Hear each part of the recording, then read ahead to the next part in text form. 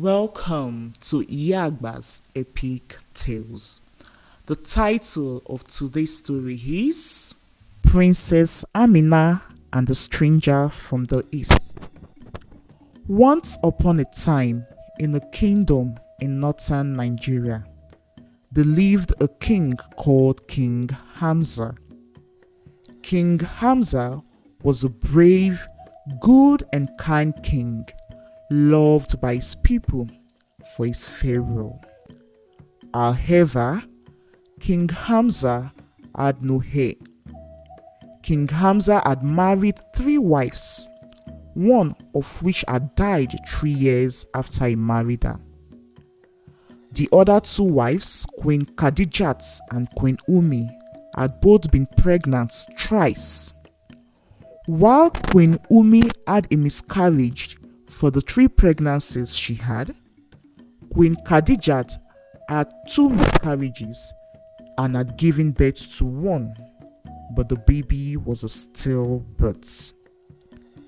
King Hamzah and the entire kingdom wondered why fate was so unfair to a very good king.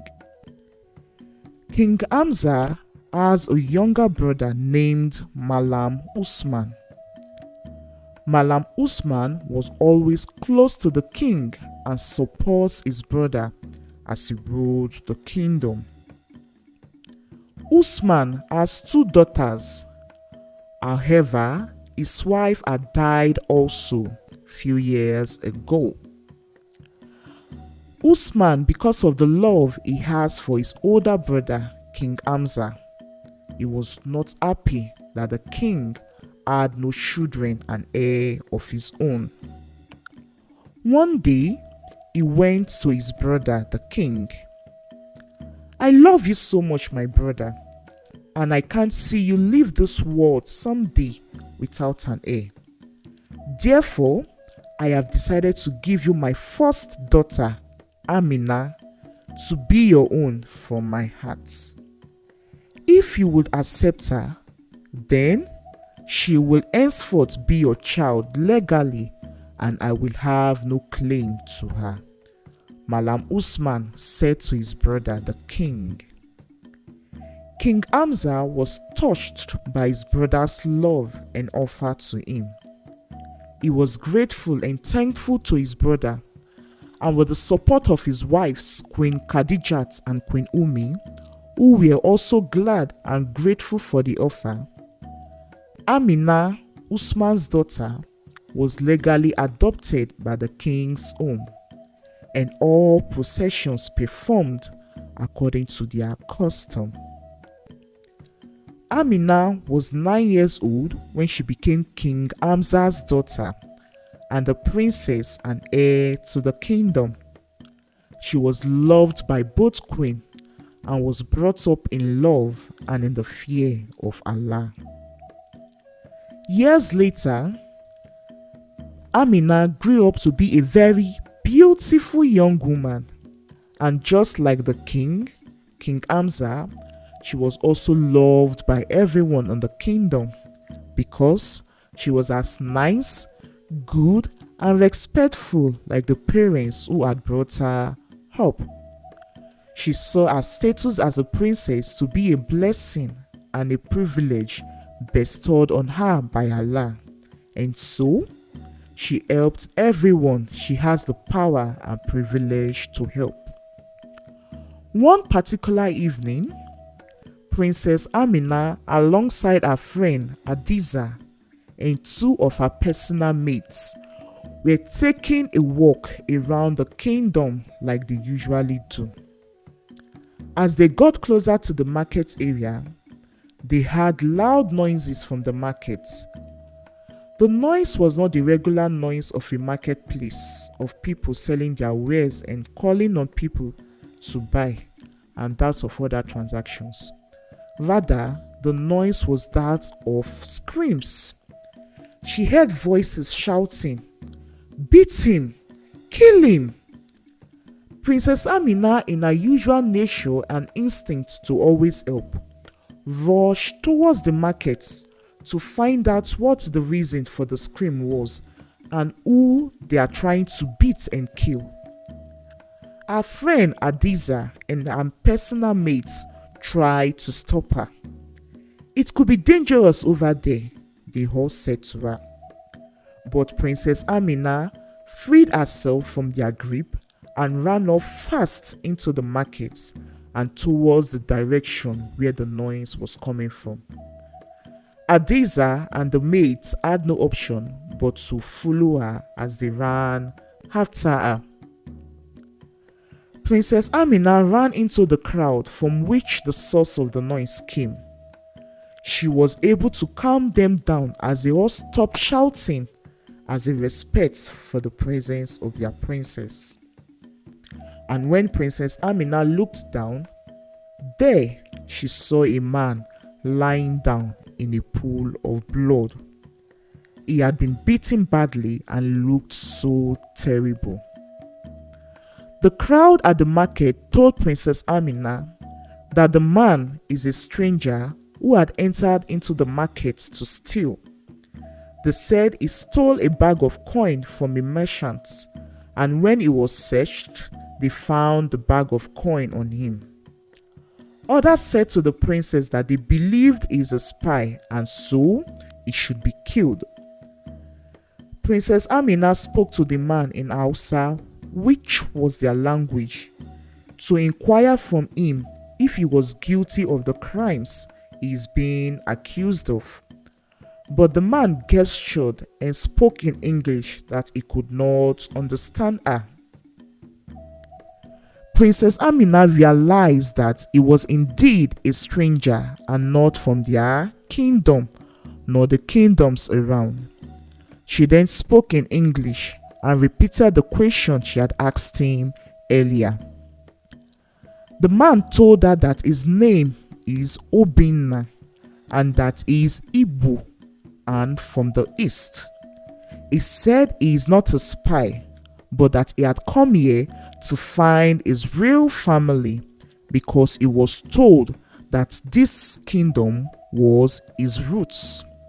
He explained that he did not steal the bag of coin and cannot explain how it got into his pockets.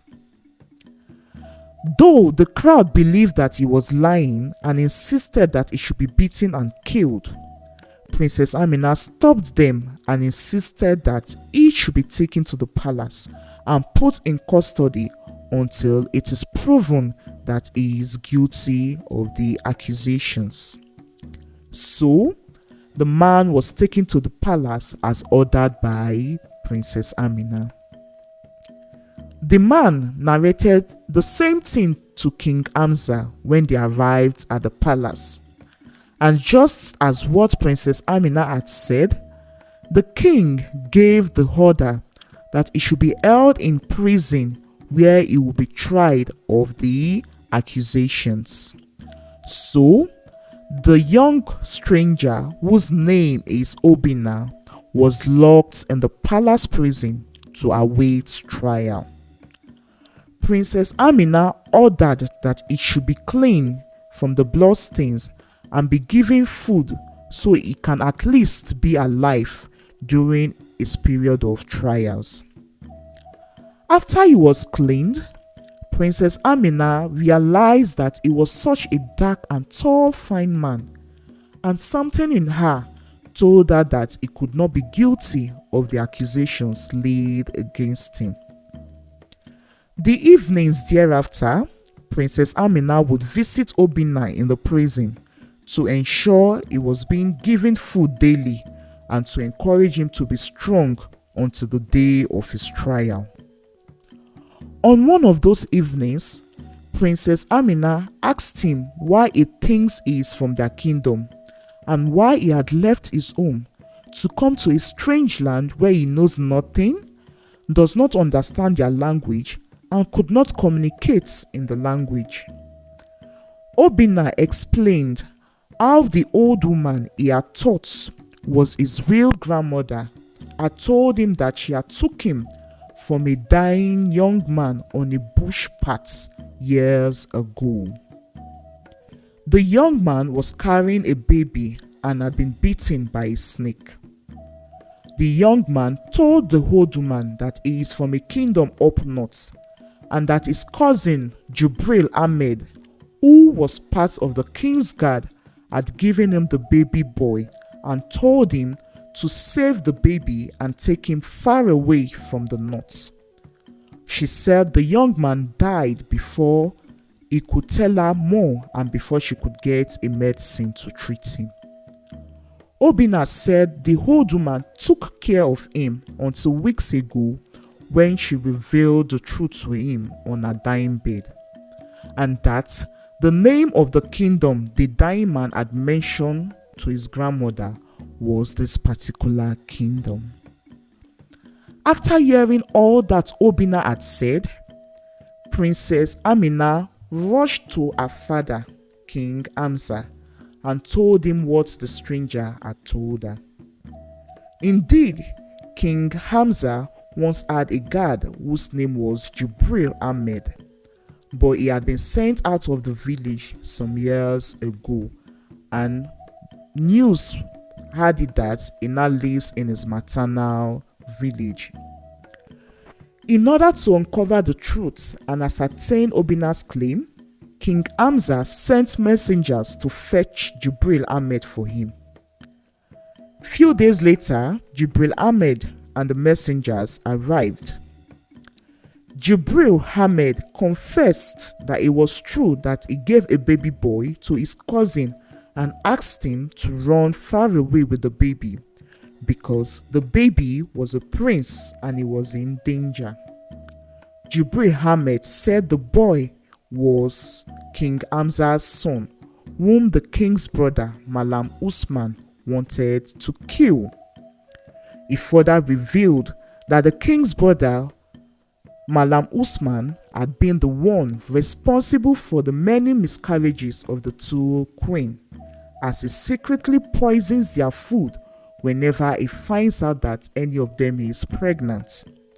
And because he was unable to poison Queen Khadijat the last time she was pregnant due to the tight security, Malam Usman had planned with the midwife to kill the baby, and that was why he had secretly took the baby and given the baby to his cousin and asked him to run away with him. Jibril Ahmed said he switched the baby with that of a dead baby that was buried the day before, so that Malam Usman would not suspect anything and find out that the baby was still alive. He explained that he found out about Usman's evil deeds on a particular day Usman was discussing with his evil friend Malam Adamu, who is now late, about all the evil he has been doing to his brother the king. Jibril Ahmed explained further how he tried to gain King Hamzah's attention so he could tell him of his brother's evil deeds, but Usman was always around the king and had succeeded in framing him up so that he would be sent away from the palace and make the king not believe anything he would say. He told everyone of a special mark he had given to the baby on his right thigh, and said that if the stranger had the mark, then he is indeed telling the truth and he is the prince. Obinna was brought out of the prison, and when they checked his thigh, the mark was there, just as Jibril Ahmed had described. Usman confessed to his crime. "Yes, I have been jealous of my brother the king and want to be the one to rule. My brother your king is too soft and weak and accepts only little or no tax from the people, thereby making the royal house not as wealthy as it should be. It is also my plan to rule through Princess Amina, my daughter, someday, as I plan to get rid of this weak king who called himself my brother someday. That was why I gave him my daughter," Usman went on. "I know my daughter is as weak as my brother, and I will be able to manipulate her to do my bidding as long as I stop her from being married for a long time," Usman said. King Hamzah was sad and disappointed at his brother, and so was Princess Amina. She regretted that Malam Usman was her biological father. Malam Usman was banished and sent away from the kingdom with nothing and no clothes as punishment for his wicked acts.